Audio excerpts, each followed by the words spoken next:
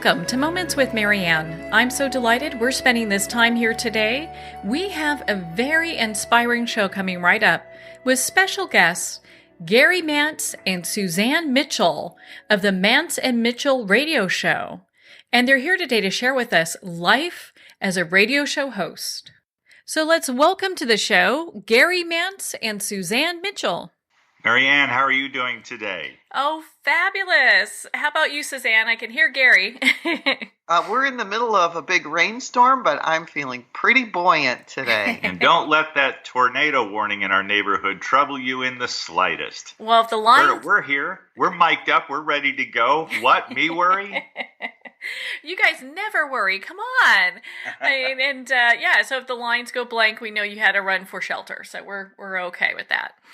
So I can't imagine why you would be okay with that. Do you think we're okay with that? Where's your empathy, woman? You guys blow away in a tornado and you're found in a farm, some pasture 20 miles away. I'm okay with that. Well, I'm sure you guys are going to be just fine. Otherwise, I would never have said that. No, that's okay.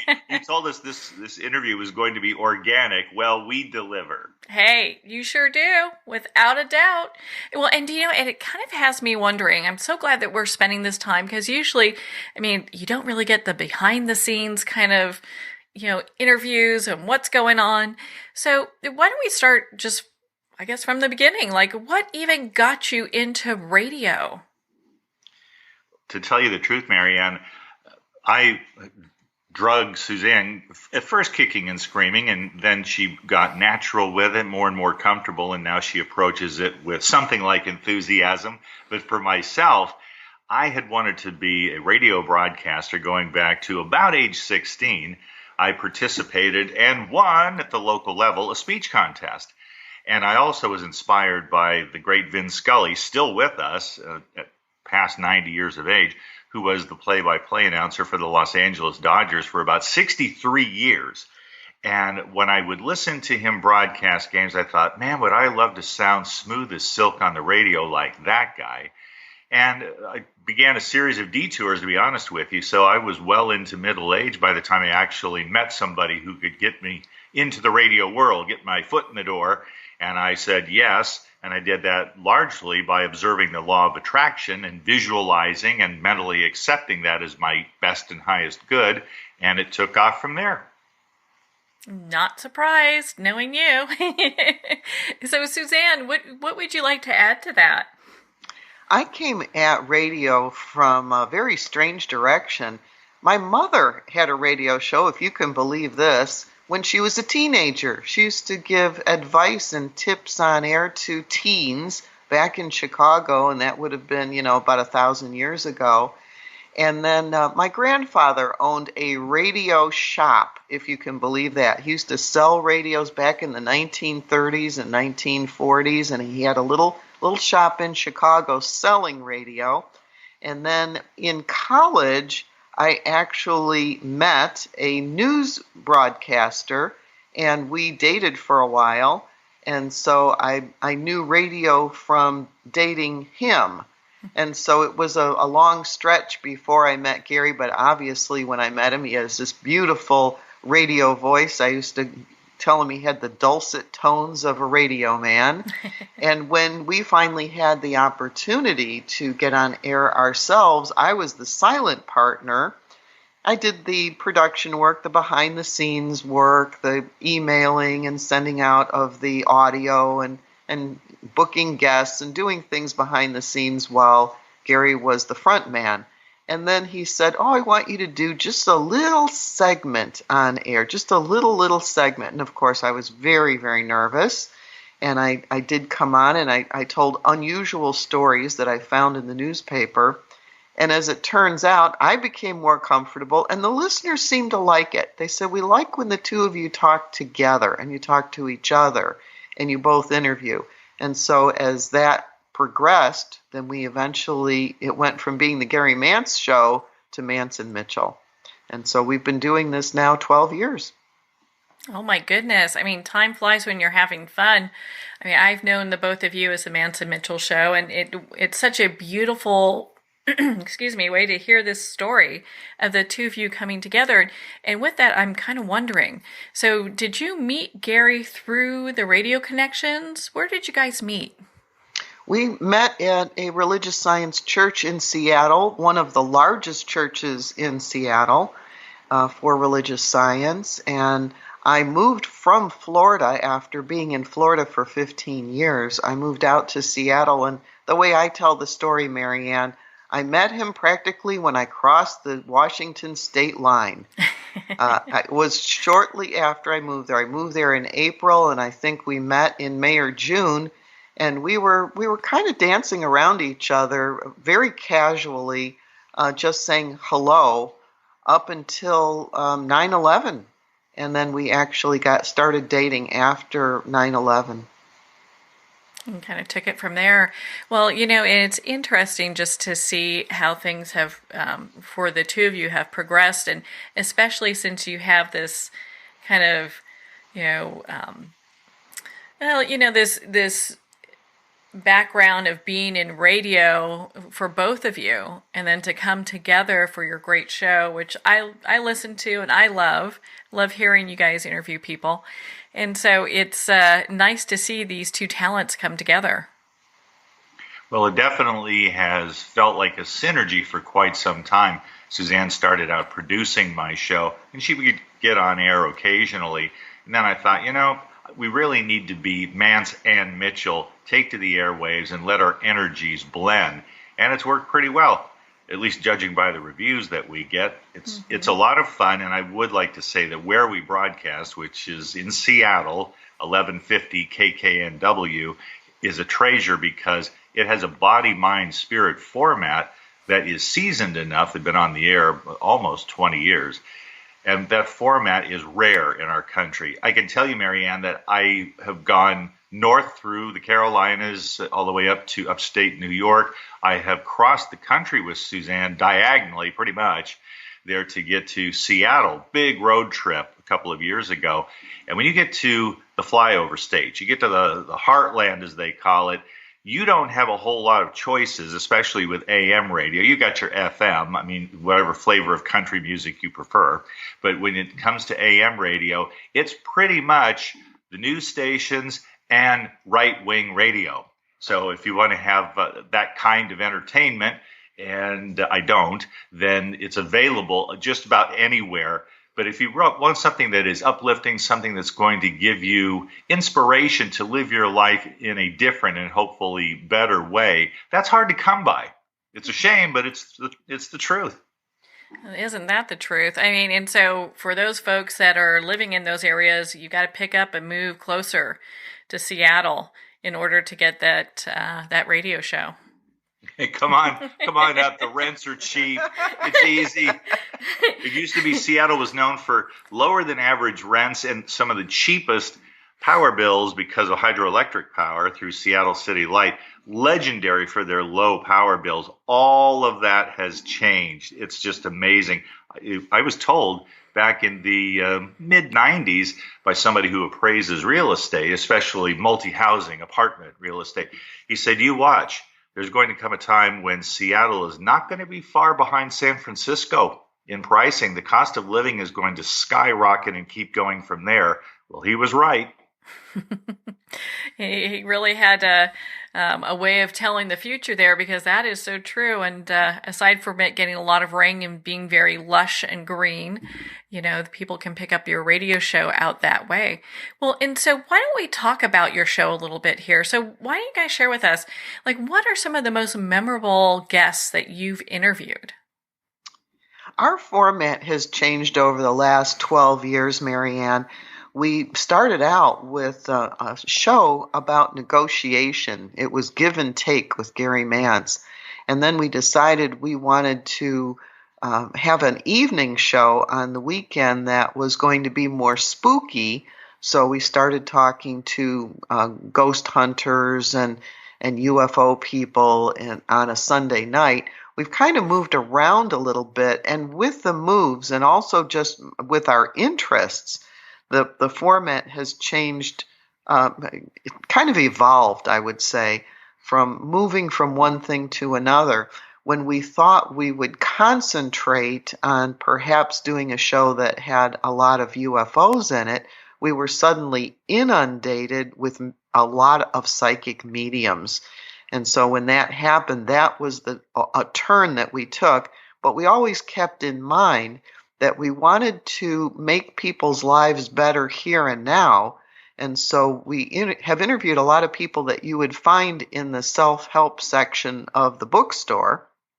And in addition to paranormal and self-help, we also got connected with quite a few publicists who sent us some pretty wonderful people. And along with that, we got connected with some celebrities as well. And so we have had the opportunity to interview people like a Tippi Hedren or a Dee Wallace or an Anson Williams. And it's kind of a long list of people that we've talked to celebrity-wise. Even Mrs. Cunningham. And right, we talked to Marion Ross. We've talked to Tony Tennille, quite a few people, and that's been interesting to see what some of the movie stars and some of the television celebrities have done since they left their famous movies and their famous TV shows, the other interests that they've taken up. Yeah, I'm so glad that you guys have moved in that direction and have that just interest there, because it really has provided some great insight into some people we probably would never have. Oh, definitely. We interviewed Elvira, the mistress of the dark. Cassandra Peterson. And when we talked to her, she was all about the law of attraction, and she told us some fabulous stories about how she was visualizing things and how they all came about, including an interesting neighbor. Oh, yes, absolutely. Her neighbor's place was up for sale, and just because Cassandra Peterson, the actual name of the stage persona Elvira, was working with the law of attraction. She went to a religious science church, a huge one in LA. And she thought, being in this business, there are some people I would love to meet. I admire them so much, or I like them a great deal. And one of them was Brad Pitt. Well, that's not hard to understand. So she just saw herself. She did some visualization and some affirming that Brad Pitt and she would be in the same place at the same time. That was going to happen. And she just made a decision that would happen. There was nobody to introduce her. She just had that picture. Now, that's really stepping out on that skinny branch, as metaphysical types like to say. So her neighbor's place was up for sale. Wonderful mansion. And she was asked if you could keep an eye out, because there are going to be people who come to see the place, if you wouldn't mind, because we're going to be out of town. And she said, sure, no problem. They can just ring me at the gate and I can go let them in. I guess there was a lockbox. So she's just tending her business one day, and there's an intercom beep, and she says, "Hi, who is it?" And this gentleman's voice said, "Hi, I'm Brad Pitt. I would like to go and take a look next door. There's a house for sale, and I was told I could get in by you. You have a key or something?" And she said, "Yeah, right. Okay, you got me. That's fine. I don't know which one of my friends you are who put you up to this, but tell them the joke didn't work. It fell flat. Nah. And she hung up. Ring back. "No, this really is Brad Pitt. I'm interested in seeing the house next door, please. I'd like to buy it. It looks perfect for me. Can I go tour it?" And she steps outside, goes down her driveway. Damn if that isn't Brad Pitt staring at her. So she took him next door, showed him the place. I believe he bought it. And that's how she met Brad Pitt. She just decided that she would create the circumstances, and with that central idea, which was very much a turn on for her. And this is what happens in life. This is the lesson. We're not all going to meet Brad Pitt, but you can have a central idea, and then the circumstances and conditions of your life will coalesce around that central idea, that dream, if you will. And it worked for her many different times. I love that. That is such a great story. And then to have Brad Pitt as your neighbor on top of it, you got to love that. Right, which was for a short time, and then she moved, but it happened. I mean, that counts as a win. Mm-hmm. Well, and I know that the both of you are really, you really follow the law of attraction. In what ways have you used that in your show? In my show, it's interesting, Marianne, because I don't feel like I have used it as intently as I would have preferred when it comes to the show, because I tend to get caught up in the technicalities. Mm-hmm. So that's on me to fix that. It would be great to actually step back, to have enough detachment that I could use the law of attraction in deciding where to go from here. That's something for 2019. Let's make a note, Suzanne. We need to do that. When it comes to the law of attraction, the whole idea of being on the radio was something that I was over 45 years old when I started to take this idea seriously once again, instead of it being a boyhood dream. And people came into my life through the church, once again, where the law of attraction is regularly taught and practiced. And I had the opportunity to do quite a bit of public speaking at the church, and I came to the attention of a couple of men in the radio profession, and they asked me, which station do you work at? I said, none right now, but if you've got one handy, I'm available. And it really was an opportunity then to get my foot in the door, and KKNW just seemed like the perfect fit when that came along after a couple of years. That's the law of attraction. Mm-hmm.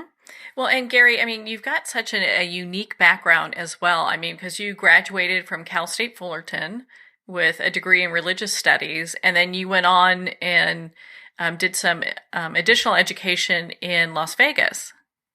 Las Vegas is an education. Yes, absolutely. I went to the University of Nevada, Las Vegas, home of the Running Rebels, and back when that was a thing.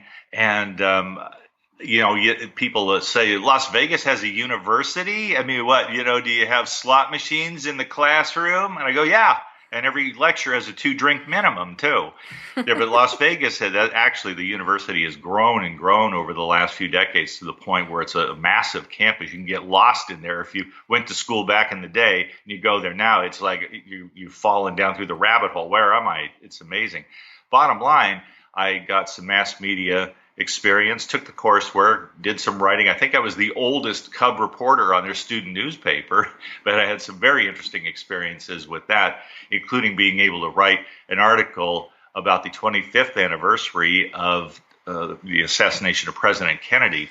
And I wanted to solicit opinions from everybody from the president of the college to various professors and students there who were old enough to remember. And it was really, I'm proud of that article because it became like an artifact, people's memories. That was the kind of thing that no one could ever forget if you lived through it, and everybody had their own private way of remembering it. So experiences like that built my confidence, and I thought it was worth going to UNLV and studying journalism because I wanted some nuts and bolts experience. One of my favorite stories that Gary has told me is a little bit earlier in time when he was still living in California, and he had an opportunity to be on air in Los Angeles, and as it happened, it was on a very inauspicious day. Oh, I was filling in for the morning news guy. I was nervous as hell, too. And I had to discuss the aftermath, not the announcement of, but like the day after Elvis died. That was my first time on the radio, and I just got through it as best I could. But I mean, I was super nervous because this is a momentous shock there, and just being in the newsroom, being around people in radio, I thought, I don't have a ton of confidence right now, but I have the natural ability, and I need to hone it. And I knew that I could function in that environment. That was a very important self-revelation. Mm. Well, how interesting. I mean, you look at that and you're hearing these things that are happening, and here you are in this place and time doing the announcement of this. I mean, it must have felt kind of a little bit overwhelming. It did.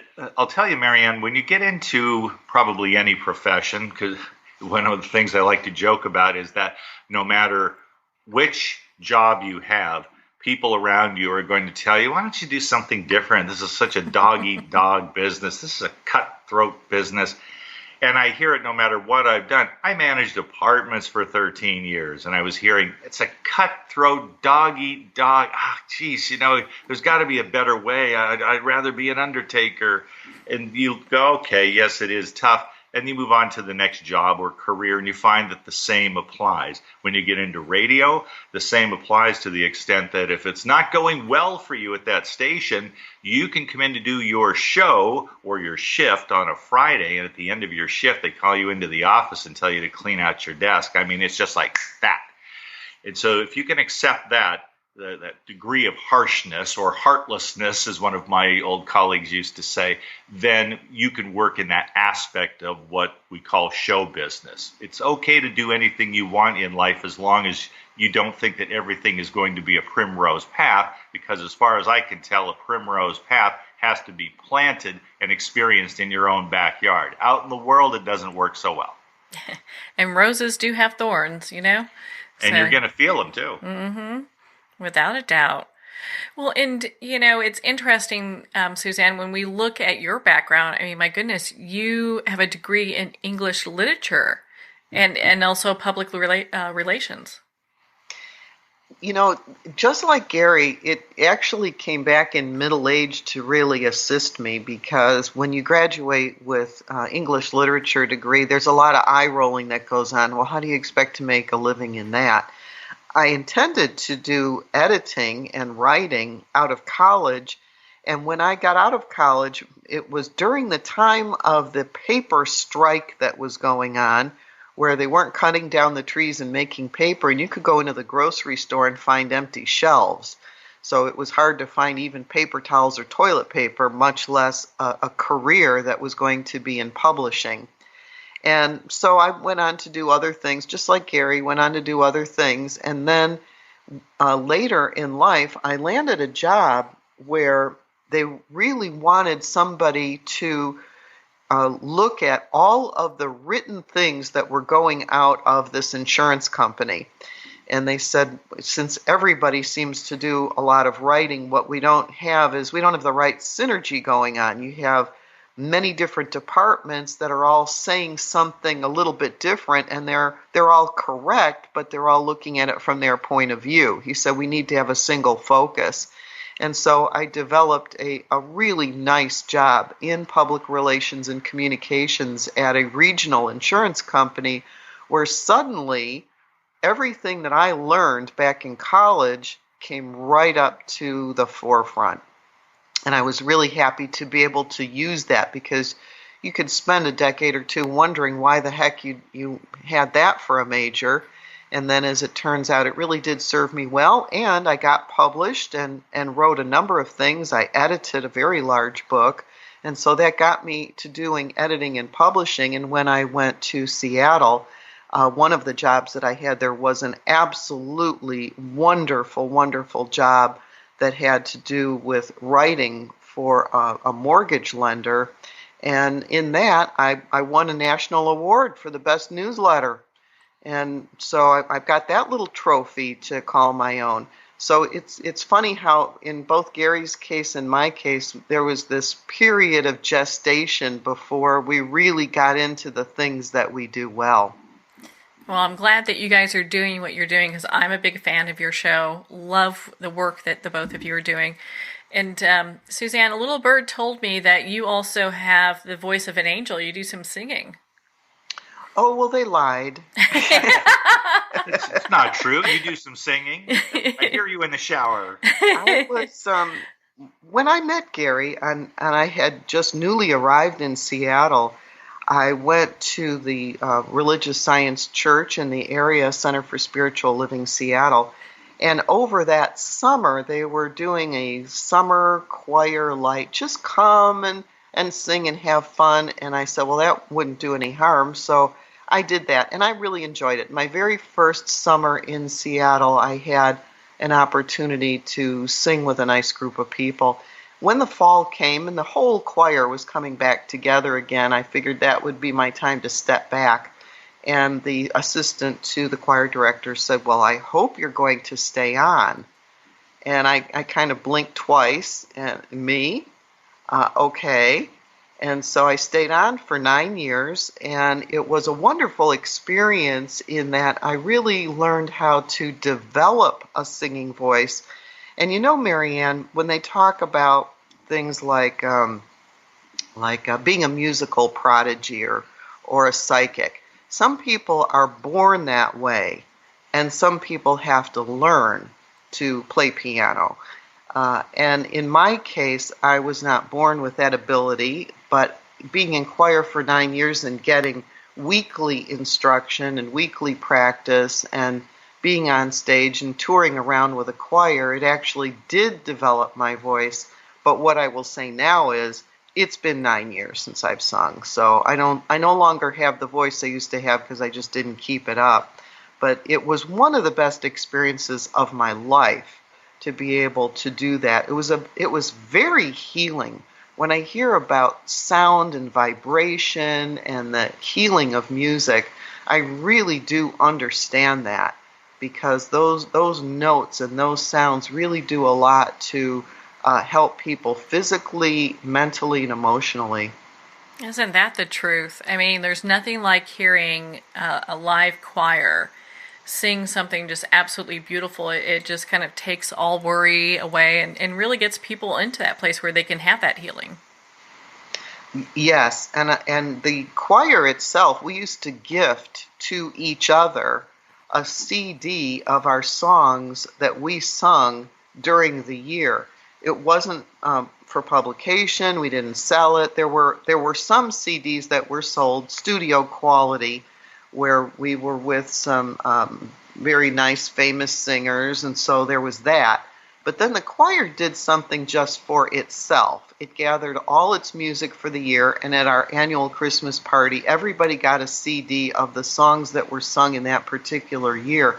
So I have 8 or 9 years worth of these CDs, and I love to play them. And Gary knows I'll put that on in the car, and I'll just listen to choir music when I'm driving around, because it was such a good time for me. It was such a wonderful time in my life, and I like hearing it again.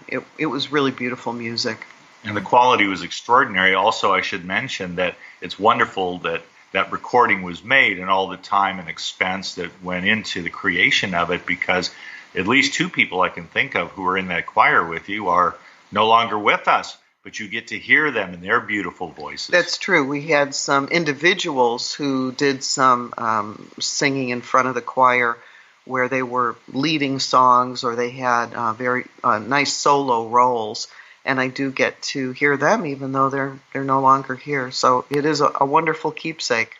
What a gift that is. My goodness. And so what I'm kind of hearing also, there might be some CDs of you singing on the black market, you know?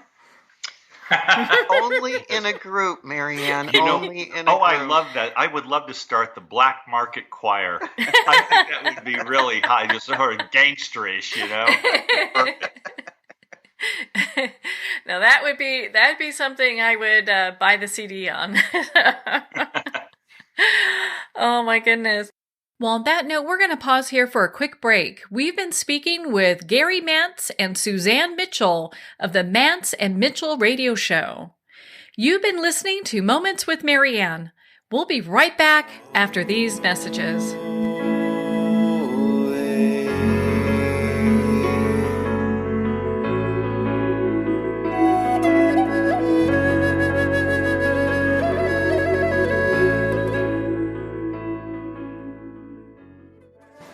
Internationally recognized and award-winning author Judy Goodman works and teaches outside the box of limited thinking. Working with people from every walk of life, her goal is to empower you to be the best you can be, no matter what the challenge is. Born with the gift of seeing beyond our normal vision, she has an extraordinary gift of working with every challenge. Teaching beyond conventional wisdom, her work is described as life-changing. Visit judygoodman.com. That's judygoodman.com.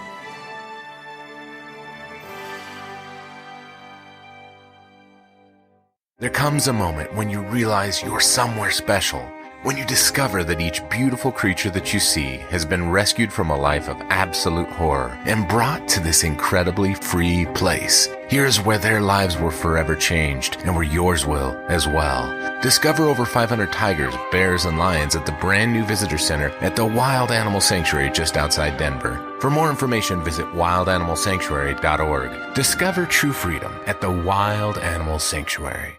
Have you ever had the sense that your thoughts might actually be doing something? Ancient secrets of manifesting have been masterfully revealed in the award-winning book Manifesting 123 by Ken Elliott. For the first time, the author's experiences and stories in this book describe exactly how your thoughts can create anything. You've been doing this all your life, but it's never been fully explained for you until now. Visit manifesting123.com for more information today. Manifesting123.com. There are nearly 2 million Americans living with amputation. Many live right here in San Antonio. Becoming an amputee can be scary, frustrating, isolating, but there's no reason to feel alone. The San Antonio Amputee Foundation is here to help support you and guide you toward resources such as home and car modifications and even prosthetic limbs. For more information or to make a donation, visit saamputee.org. We'll help you live a full, active life, one step at a time. San Antonio Amputee Foundation, healing limbs, hearts, and souls.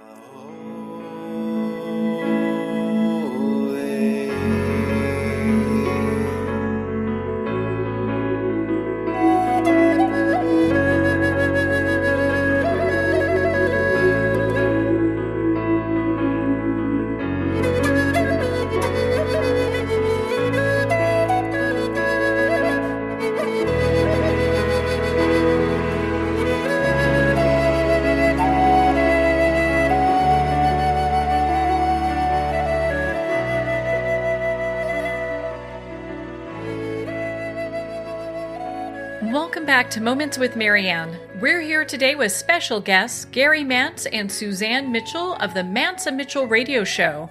They're sharing with us life as a radio show host. Now, one of the questions I have for the two of you, you both have this just amazing skill set that dovetails so nicely together. How do you go about choosing the right guests for your radio show?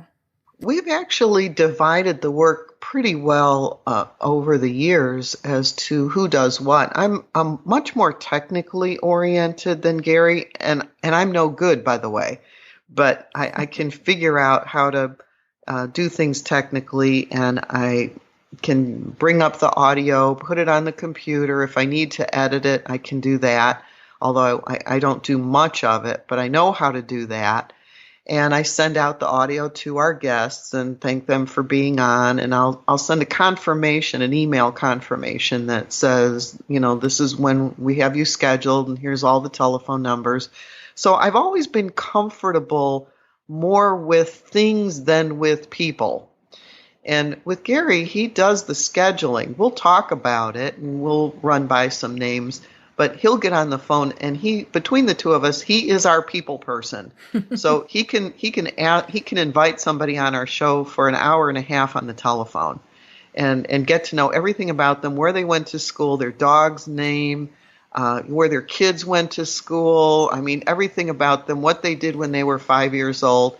He really gets into people's lives in depth. When I'm making the call, I'm off in 2 minutes. Are you available on Saturday? Okay, great. Thanks. See you then. I'm just cut and dry, A to B. But Gary he's into relationships, and he's into making friends, and he's into getting to know people. He wants to do it not on a surface level, but on a very deep connective level. And so in the radio business, he does the scheduling. I send out the emails, and between the two of us, we have it pretty well divided and don't step on each other too much. Well, that sounds like a perfect combination, and I would agree with you. I mean, Gary is a people person. I get, as a literary publicist as well, I've sent some clients to you that you both have had the opportunity to interview, and they come back with glowing reports about the two of you. Well, I'm very happy to Thank hear you. that. You brought up something for me, Marianne. Let me get on a little byway here with you. Maybe you've had a similar experience. When you like people, I don't know when this got started. I mean, when did the clock begin for this attitude that I hear about and read of quite frequently these days? It's the phrase people pleaser. It gets under my skin, I must admit to you. If you like people, if you want to be in service in some way, if you like getting along, some people, hardly all, but some will say, oh, you sound like a people pleaser. Or they will say it behind your back. Oh, he or she is a people pleaser. Okay, well, let's see. If we're talking about harmonious interactions between human beings, yes, I am a people pleaser in terms of my intent. But what they really mean is that nobody can be that nice. That's too good to be true. They're probably manipulative. They probably want something from you. What I'd like is to have a healthy human relationship there. But that somehow makes you a people pleaser. And it seems to be one of those criticisms du jour. It's a way of negatively, pejoratively referring to people who are working on their relationships. I don't like it, and I want it to stop right now. I would agree with you. Do you know, and this is something I can talk about as well easily, because when we look at, number one, when we have people that are gossiping, that's always a thing that really doesn't define us. The person that they're gossiping about really defines them and their limitations. But when we look at the whole concept of people pleaser, I mean, nowadays we have people that can't even connect. I mean, they don't know how. We've got generations that are used to using iPhones as a way of connecting with people, and they don't really understand what true connection's all about. Truer words were never spoken. I can remember being in a suburb of Seattle, Tukwila, Washington, close by the airport, and I went to a Starbucks because they have them there, you know. We went to a Starbucks with a friend, and we were lining up to get our orders, and I looked over to my right, and there at a table sat a young couple, and by their behavior, they came in holding hands, and so they're holding their hands and also carrying their iPhone and BlackBerry. And so they got their coffee, and they sat down at a table for two. I guess it was a coffee date for them. And immediately, they've got those phones working. You know how your thumbs are smoking from all the typing that you're doing there. And they were in separate worlds together as a young couple. And I thought, if this is the future of dating in our society or in the world, we're in trouble. We're going to have a precipitous drop in population growth. It won't be crowded on the freeways anymore after a while, because they were each in their own world, but together in this social place, the Starbucks. And I thought, that just doesn't look healthy to me. That's absenting yourself from the person with whom you could be communicating to whatever degree of intimacy right then and there. Mm. You know, I would agree with you. I mean, recently I went to Liberty Island, where the Statue of Liberty is at, with a friend. And so, you know, it's like girls' trip in New York. So that's one of the places I'm stopping at because I haven't been there before. And it was surreal. We get off the boat and people are lining up, taking selfies and pictures of the other people. There was absolutely no discussion going on throughout the entire thing. I should have taken a picture of the people taking pictures. I mean, you couldn't walk because there were so many people around taking selfies or taking pictures. And it didn't really feel like there was this connection with the place that they were in. And it was very interesting to me as I was standing there watching this. I mean, no one was looking around. They're all trying to pose for the great shot that they're going to Instagram or put on social media. But it was a large disconnect with where they actually were. It was a little different. Yes, and I see it everywhere I go as well. It's definitely a strange new world that we're living in. And I guess at my age, because I'm in my 60s now, and I look at it and I go, I believe that I chose, because I tend to take the metaphysical view of life. This has been true of Suzanne and myself since we met, actually. I think that we choose the time we're going to come into the world, and then we adapt, because the more things change, the more they stay the same in terms of basic dynamics of living, basic issues that we all must face. But the way we handle technology, which races ahead of spiritual growth by a long, long distance, we get outpaced by our technology all the time. It's breathtaking. And I do worry, because what we are doing is making it very easy to get in touch with each other in ways that do not add substance or quality to human existence. I think maybe it subtracts a little, and that does concern me. Mm-hmm. Well, for example, here's a good one. How about read a book? I mean, and you're well acquainted with the literary world. Mm-hmm. Books, readership yes, we have a proliferation of books, but we have a diminishing of readership. People won't read the books. They sit on the shelves. Why? Because people are drowning in social media. Easily, yeah. And it's interesting. Many people don't even keep actual books in their home. I know a couple of people who have gotten rid of every single book that they own so that they can have everything on on Kindle. They're moving everything to Kindle, so having everything electronic. So that's an interesting time when we look at that. I'm kind of old school. I like holding the physical book. Yes. Yes, I'm definitely in favor of that. And I have my share of Kindle books. They're convenient. They're portable, and they don't add paper. That's true. But sometimes between the covers of a book that I'm holding, maybe next to a lamp late at night, it puts me in a space that I can't get when I'm holding a Kindle. It just feels different. I wonder if that's how people felt when they were getting their information and their entertainment and even their inspiration from radio. And then all of a sudden, with the advent of TV, there were pictures, moving pictures in a little box, and you could look at life going by. Maybe it's something like that. Oh, that seems pretty dramatic when you compare that to books versus Kindle. But there is something satisfying missing when you have a device in your hand as opposed to a book. When we spoke to our doctor about this, our doctor said you really need to turn your television off about an hour before you're going to sleep. And he explained that when you're watching TV or looking at a tablet, that your brain has to reorganize all the pixels to understand what it is that you're looking at, because you're looking at 1,000 pixels or however many pixels there are. And he said your brain gets very stimulated by the fact that you have to translate, your brain has to translate those little tiny individual squares into something that makes sense. And even if you're reading a Kindle, you still have the same issue with needing to interpret. Your brain has to interpret the pixels you're looking at.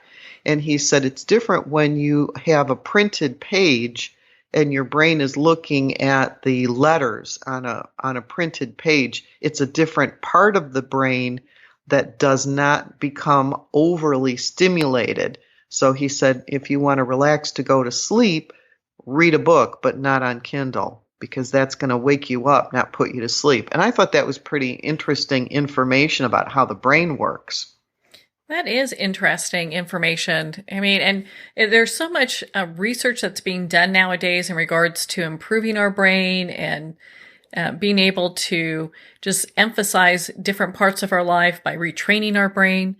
You know, it kind of has me thinking, with the two of you and all the guests that you've had, what are some of the dynamic guests that you've also had on the show? I know we listed some earlier, some of the celebrities. What are some of the ones that stick out for you? We've done, 5 or 6 interviews with James Van Praagh. Mm-hmm. At least 5 times we've had him on. He's a remarkable man. He gets accused of being a cold reading, phony, not a real medium. There's no such thing. Anyway, the skeptics are all over him. I don't know. He brought some people on when he was taking calls that, in a way that indicated to me, not only does he have a deep understanding of life, but that he can tap into people's connections with their loved ones on the other side, and he was giving them information very specific to their lives or even their family religious traditions. And this is someone calling up. He doesn't know, it's random. Somebody who called up, and he's telling them these things without asking any leading questions, which is what a cold reader does. People are unfamiliar with the term. If you get somebody who can read faces, for example, or who asks leading questions if they're on the radio and taking calls, there is a way of eliciting information from people just enough in order to weave a general story that kind of sort of sounds like somebody's life and their family connections with their so-called dead relatives. And that's a bad thing. That's bad for metaphysics. It's bad for karma. So there is that. But when I've had dynamic interactions with people who travel the world doing spiritual work, I find that immensely exciting and satisfying. We're both pretty fascinated by the metaphysical world, by the world that you can't see. And so we do interview psychics and mediums and people who have that ability. But when you're also talking about fascinating guests, what we were saying just before then about the brain and how that works, that also interests me a great deal.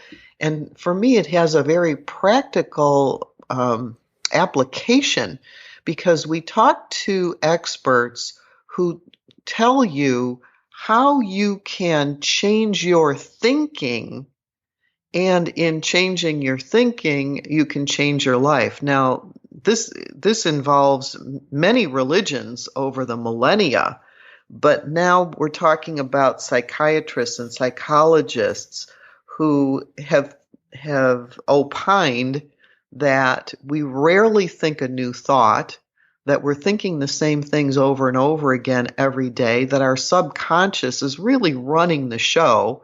And so they talk about what is that small percentage of your thinking, which is actually not reaction to something, but is a standalone thought that you have that's different and not provided for you by television, media, peers, your education, whatever. And so I'm always fascinated by how the mind works and what happens when we sleep and the dream state. So a lot of that stuff really fascinates me. And we've talked to Dr. Dream, Kelly Sullivan Walden. She's coming up on our show again, who has such a great way of dream interpretation. We've talked to Dr. John Ryder, who talks about how to program your brain to go from the negative to the positive, how to take any negative emotion you're having, look at its opposite, and train your brain to be more in touch with the positive aspects of living. And so I like when we talk to these kinds of people who show you how to be happier right here, right now. We don't want to wait till an afterlife to be happy.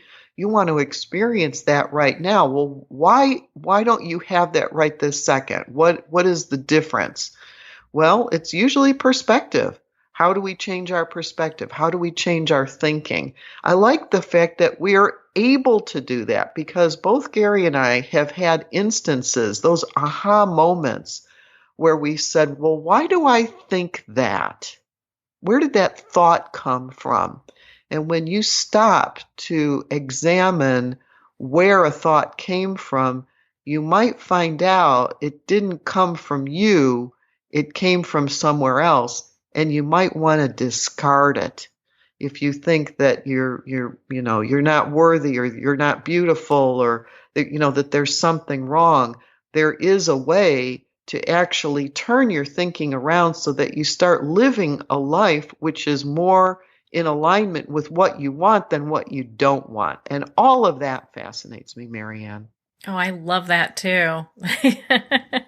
I think that those are some just fabulous topics, because when we talk about self-improvement, personal development, self-help, anything that falls within that category, I mean, there's a lot of things that we can do to improve ourselves while we're here.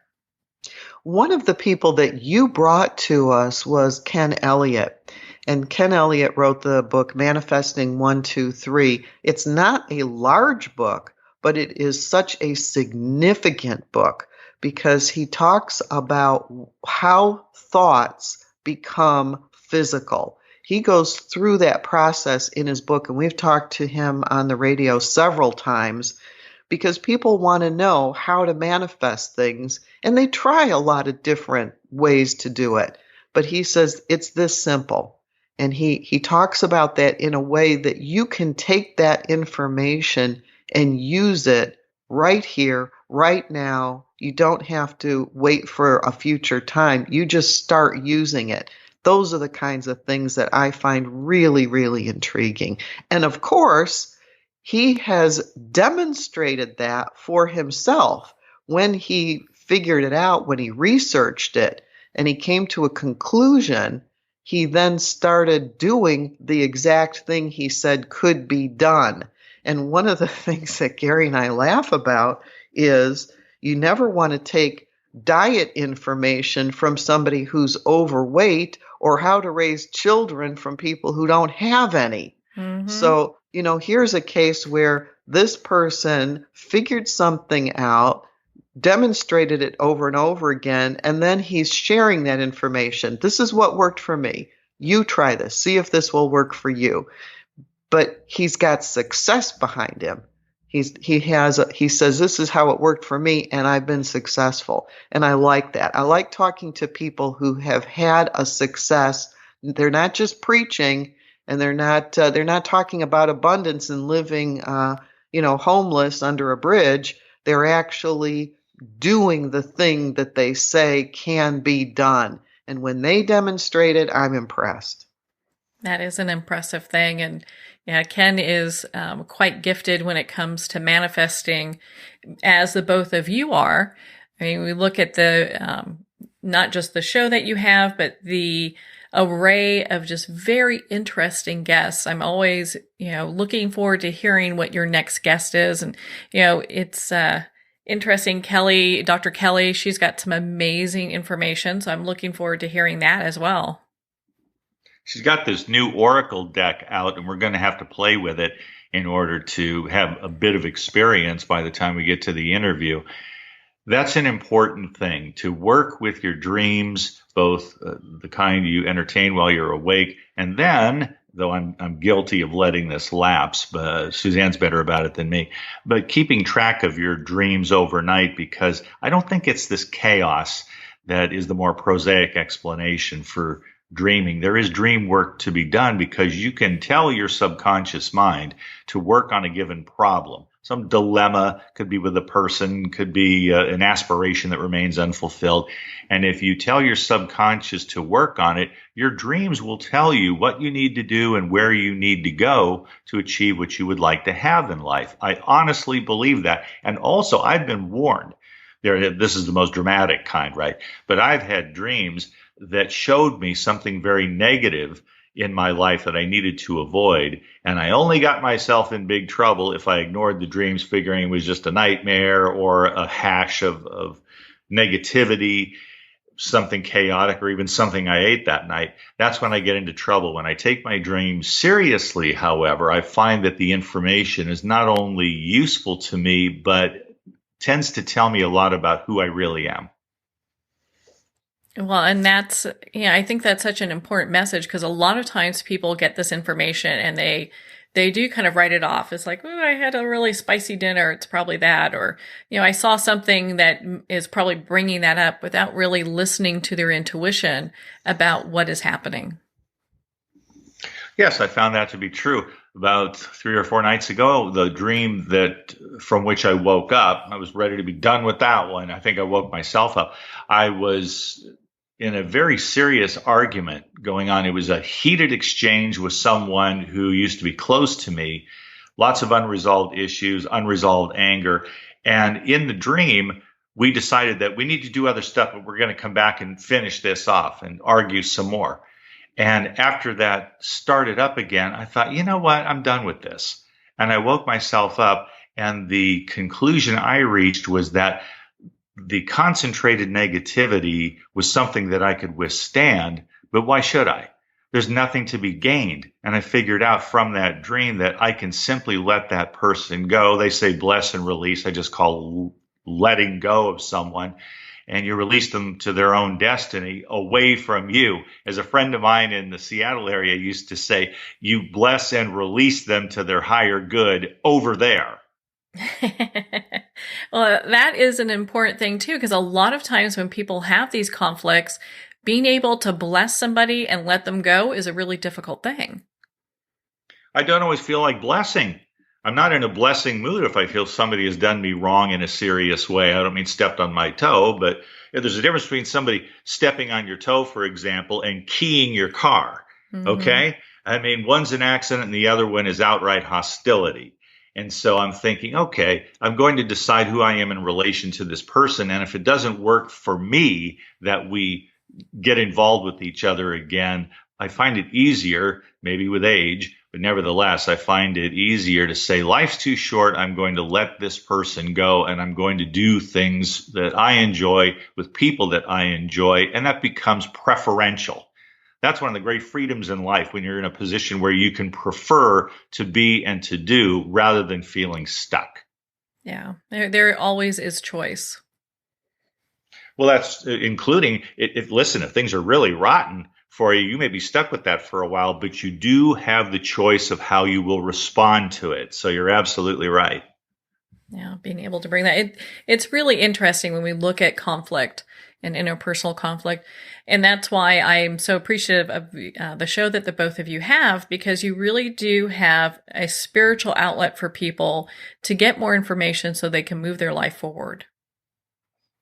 We hope to provide that. Yes. We're not religious dogmas. We like to be open, have a perspective where it isn't exactly come one, come all, but it is, be skeptical, but also look at what is available and consider, does this work for me? Because there is so much available to get behind, and you want to do something which is actually going to bring some joy into your life and some satisfaction into your life. And so we hope to provide some of that. Well, you both do go over a large range of topics, which is on your website. And I love it, because if I'm feeling like, I want to listen to something about dreams or happiness, or, maybe a life coach, it may be something of the paranormal, you've got it all here, where people just click on it and it takes them immediately to where those shows are at, so they can immediately dive in. We put it up on social media. If people go to Mantz and Mitchell, and we remember the mantzandmitchell.com, they can find out who's coming up on our show. So thanks for the mention of that. Mm-hmm. But Marianne, I tell you, I'm a social media freak myself, and I don't have half a dozen different accounts on all these platforms. That's true, but I'm on Facebook several times a day, every day, Twitter as well. And I find that it's a great way of interacting with others and getting the word out about who you are and what you're doing. It's not a great way to pick up verifiable information unless there's a link to an article where you can check out something that is open sourced. But I do find that if you gather information and you think about it and you remain open to intuition, into inspirations that come from a place deep in your mind, maybe from your higher self, as people say nowadays, you're living a whole-brained life. Final word for me is, I tell people, don't be crack-brained. Don't put down the left side of your brain because it's only logical, because it only has this critical thinking faculty. Use it. It's there to be used. And the same goes for your inspirational, artistic, creative mind, the right side of your brain. They're meant to work in harmony in order to make you a whole human being. And if you split that down the middle hemispherically and prefer one side to the other, you're kind of cheating yourself. I agree with you wholeheartedly on that. I think there's almost in some ways too much of a focus in developing the creativity that people do leave, the a part of our brain that needs to be there for critical thinking. Oh, absolutely. And Ken Elliott, who's a magnificent artist, would be a great example of that. Not only does he have a really fun sense of humor, but he's a beautiful painter of canvases. But he also can reason his way out of a paper bag. You talk to the guy in conversation, he goes from A to B, sequentially on to C, and then he derives his conclusions. But I'm sure he doesn't think that way when he's standing before his easel with a palette of paint and a paintbrush in his hand. That's when he's Ken the artist. He's both of that. He's all of that. And then some. He's quite a guy. Anybody who ever gets a chance to meet or work with Ken Elliott is in for a treat. Well, I'm sure he will appreciate that. I know Ken, and he's a dear friend, and I know he's that you all have become friends as well. So it's nice to be able to have this communication in regards to not just him, but your show. And so, why don't we have you share your website one more time for our listeners that want to connect with you and be part of your community? Our website is mantzandmitchell.com. It's not a little ampersand, it's an A-N-D, mantzandmitchell.com. MANTZ and MITCHELL. There you go. Now you can't miss it. We even spelled it for you. We're also on the Twitter, @MantzMitchell, and we always welcome people there. And you can have as many friends. You have no limit on that. So come and join us. And I love to follow people back who take, as I say, the metaphysical view of life, who take their spirituality seriously. Well, Gary and Suzanne, thank you both so much for taking the time to be on the show with us here today. Oh, our pleasure. Real pleasure. We're going to have to return the favor one of these days, Marianne. I can't wait to get you on the other side of the microphone. I would love to do that, and we're going to have to definitely table that for the new year, which I'm very excited about. Well, thank you both. It's been such an honor to spend this time with you, and of course, to talk about the Mantz and Mitchell radio show. Well, we're at the end of our time today. I would like to thank everyone for tuning in. You're listening to Moments with Marianne. And remember, make every moment count.